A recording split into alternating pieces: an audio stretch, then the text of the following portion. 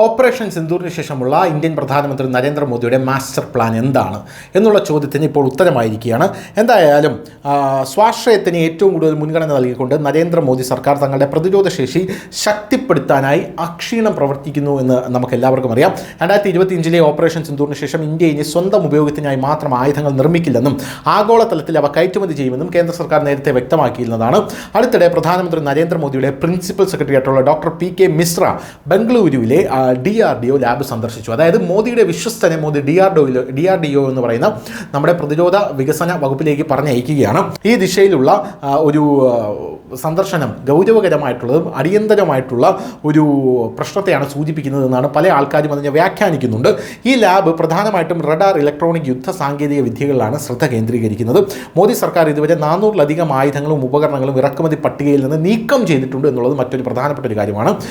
ഈ വസ്തുക്കൾ ഇനി ആഭ്യന്തരമായി നിർമ്മിക്കുകയും ഇന്ത്യൻ സായുധ സേന ഉപയോഗിക്കുകയും ചെയ്യുമെന്ന് ഇത് വ്യക്തമാക്കുന്നു. ഡോക്ടർ മിശ്രയുടെ സന്ദർശനത്തെ തുടർന്ന് ഇന്ത്യയുടെ പ്രതിരോധ നയത്തെ പുതിയ ഉയരങ്ങളിലേക്ക് കൊണ്ടുപോകാൻ പോകുന്ന നിരവധി പ്രധാന പദ്ധതികൾ ഇപ്പോൾ വെളിച്ചത്ത് വന്നിട്ടുണ്ട് എന്നും നമുക്കറിയാൻ സാധിക്കുന്നു. ഹൈപ്പർസോണിക് ഹിറ്ററുകൾ ബ്രഹ്മോസ് 2 മിസൈലുകളാണ് അതിൽ ഒന്നാമത്തെ കാര്യം എന്ന് പറയുന്നത്. ഇന്ത്യയുടെ ഏറ്റവും വലിയ അഭിലാഷമായിട്ടുള്ള പ്രതിരോധ പദ്ധതികൾ ഒന്നാണ് ബ്രഹ്മോസ് 2 മിസൈൽ സംവിധാനം. ബ്രഹ്മോസ് 2 മിസൈലിന് 1500 കിലോമീറ്റർ ദൂരപരിധി ഉണ്ടാകും. കര, കടൽ, വ്യോമ പ്ലാറ്റ്ഫോമുകളിൽ നിന്ന് വിക്ഷേപിക്കാൻ കഴിയും. ദീർഘദൂര കപ്പൽ വേദ മിസൈലിന് 1000 കിലോമീറ്റർ ദൂരപരിധിയും ഉണ്ടാകും എന്നുള്ളതാണ്. അടുത്ത തലമുറയിൽ എയർ സുപ്പീരിയോറിറ്റി AMCA സ്റ്റെൽത്ത് ഫൈറ്ററുകൾ ഇതിൽ നമ്മൾ ഉൽപ്പാദിപ്പിക്കുന്ന അടുത്ത ആയുധങ്ങളിൽ ഒന്നാണ്. ഇന്ത്യയുടെ ആദ്യത്തെ 5ാം തലമുറ സ്റ്റെൽത്ത് ഫൈറ്റർ ജെറ്റ്, അതായത് യുദ്ധവിമാനങ്ങളാണ്.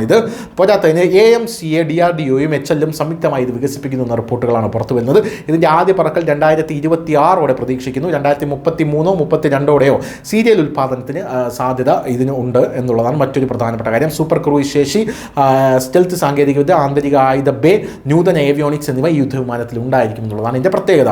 Multi layer air defence system project Kusha എന്നാണ് ഇതിനെ അറിയപ്പെടുന്നത്. 150 മുതൽ 400 കിലോമീറ്റർ വരെ പരിധിയിലുള്ള ബാലിസ്റ്റിക് മിസൈലുകൾ, ക്രൂയിസ് മിസൈലുകൾ, യുദ്ധവിമാനങ്ങൾ, ഡ്രോണുകൾ എന്നിവയെ തടയുന്നതിനായിട്ടാണ് പ്രോജക്റ്റ് കുഷ കൊണ്ടുവന്നിരിക്കുന്നത്. എന്തായാലും S-400ന് സമാനമായ കഴിവുകളുള്ള ഈ സംവിധാനം DRDO ആഭ്യന്തരമായി വികസിപ്പിച്ചുകൊണ്ടിരിക്കുകയാണ് എന്ന റിപ്പോർട്ടുകൾ വരുന്നു. പോരാത്തതിന് ഷോറാഡുകൾ ഇപ്പോൾ ഉണ്ട്. അതായത് തോളിൽ നിന്ന് പ്രവർത്തിക്കുന്ന മിസൈൽ സംവിധാനമാണ് ഷോറാഡുകൾ എന്ന് പറയുന്നത്. അതായത് VSHORADS ഷോറാഡുകൾ. ഇത് തദ്ദേശീയമായി നിർമ്മിച്ച ഒരു മിസൈൽ സംവിധാനമാണ്. നമുക്ക് കണ്ടാൽ മനസ്സിലാകും, തോളിൽ എടുത്തു വെച്ചിട്ട് മിസൈൽ അടിക്കുന്ന ഒരു സാധനമാണിത്. ഇന്ത്യയിൽ ആദ്യമായി ഇത് വലിയ തോതിൽ വികസിപ്പിക്കുകയാണെന്നുള്ളതാണ് റിപ്പോർട്ട്. ഇതിന് ഏകദേശം 6 കിലോമീറ്റർ ദൂരപരിധിയുണ്ട്. കൂടാതെ ഒരു നൂതന ഇൻഫ്രാറെഡ് സീക്കർ ഇതിൽ സജ്ജീകരിച്ചിരിക്കുന്നു എന്നുള്ളതാണ്. ഇനി സ്മാർട്ട് പ്രിസിഷൻ ആയുധങ്ങൾ രുദ്രം 2ഉം രുദ്രം 3യും ഉണ്ട് എന്നുള്ളതാണ്. അത് വ്യോമ പ്രതിരോധ സംവിധാനങ്ങളാണ്, ആശയവിനിമയ കേന്ദ്രങ്ങൾ എന്നിവയെ ആക്രമിക്കാൻ ഉദ്ദേശിച്ചിട്ടുള്ളവയാണ്.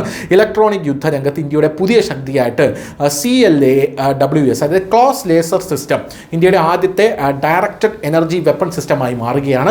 പോരാത്തതിന് ഡ്രോണുകൾ, മൈക്രോ മിസൈലുകൾ, മോർട്ടാറുകൾ തുടങ്ങിയ ഭീഷണികളെ ആകാശത്ത് നിന്ന് നിർവീര്യമാക്കുക എന്നുള്ളതാണ് ഇതിൻ്റെ പ്രത്യേകത എന്ന് പറയുന്നത്. അപ്പോൾ വിപുലമായ ഒരു സംവിധാനമാണ് വരാൻ പോകുന്നത് എന്നുള്ള കാര്യത്തിൽ തർക്കമില്ല. ഇതിൻ്റെ കൃത്യമായിട്ടുള്ള നിരീക്ഷണത്തിനാണ് ഓപ്പറേഷൻ സിന്ദൂറിന് ശേഷം നരേന്ദ്രമോദി തൻ്റെ വിശ്വസ്തനായിട്ടുള്ള പൊളിറ്റിക്കൽ സെക്രട്ടറിയെ ഇപ്പോൾ DRDOയിലേക്ക് പറഞ്ഞയച്ചിരിക്കുന്നത്. ഇതാണ് മോദിയുടെ മാസ്റ്റർ പ്ലാൻ, ഫസ്റ്റ് ലെയർ. ഇനി സെക്കൻഡ് ലെയറിൽ എന്താണെന്ന് നമുക്ക് ആർക്കും അറിയില്ല. ഇതിൻ്റെ അപ്പുറം ഈ സെക്കൻഡ് ലെയർ നമ്മുടെ സൈന്യവും DRDOയും ഉണ്ടാക്കി വെച്ചിട്ടുണ്ടായിരിക്കും. അത് നമ്മളൊരു പോരാട്ട മുഖത്ത് നിൽക്കുമ്പോൾ മാത്രമേ ഇന്ത്യയുടെ ആ രാജതന്ത്രങ്ങളെല്ലാം പുറത്തു വരികയുള്ളൂ. News desk, news India Malayalam.